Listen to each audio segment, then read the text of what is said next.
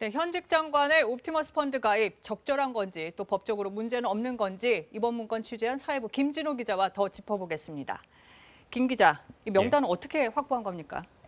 예, 사건 관계인을 통해서 저희가 확보를 했는데요. 네. 예, 검찰을 통해서 입수한 문건은 아니라는 점을 우선 말씀을 드리겠습니다. 네. 앞서 옵티머스 경영진이 작성한 문건을 보셨는데요.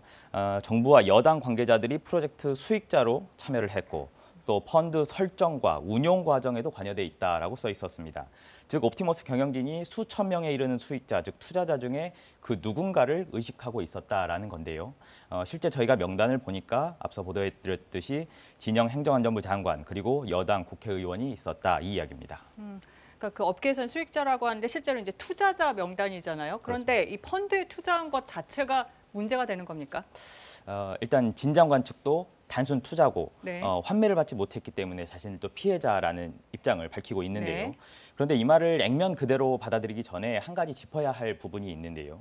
이 옵티머스 펀드가 일반적인 사모펀드와는 조금 다른 성격의 펀드였다는 점입니다. 투자 대상이 조금 독특했습니다. 네. 국내외 주식이나 또 부동산에 투자하는 것이 아니라 공공기관 매출 채권에 주로 투자를 해서 수익을 내겠다 이런 펀드였습니다.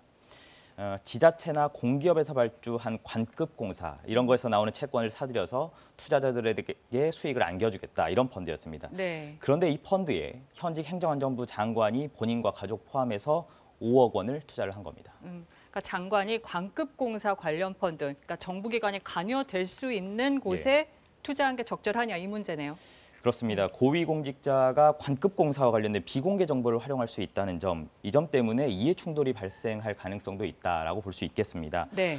더구나 지난해 조국 전 법무장관 일가가 사모펀드에 투자를 한 것을 두고도 논란이 한 차례 있었던 상황이었습니다. 그런데 올해 2월이라는 시점에 그것도 현직 장관이 사모펀드에 가입을 한 것이 적절한 처신이었냐 이 논란은 피하기 어려워 보입니다. 네. 그럼 법적으로는 어떻습니까? 공직자윤리법에는 어떻게 돼 있죠?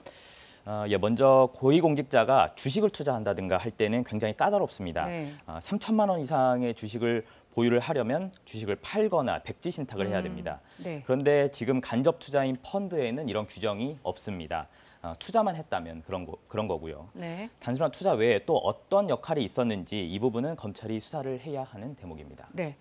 그럼 일단 진 장관 그리고 앞서 보셨지만 여당 의원 예. 이외에 다른 정부 여당 관계자는 없는 겁니까?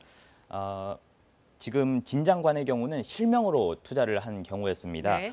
본인이 아니라 만약에 가족이나 또 법인의 이름으로 차명 투자를 한 사람이 있을 수도 있고요. 그렇죠. 저희가 확인하지 못한 상대적으로 덜 알려진 여권 관계자가 있을 수도 있습니다.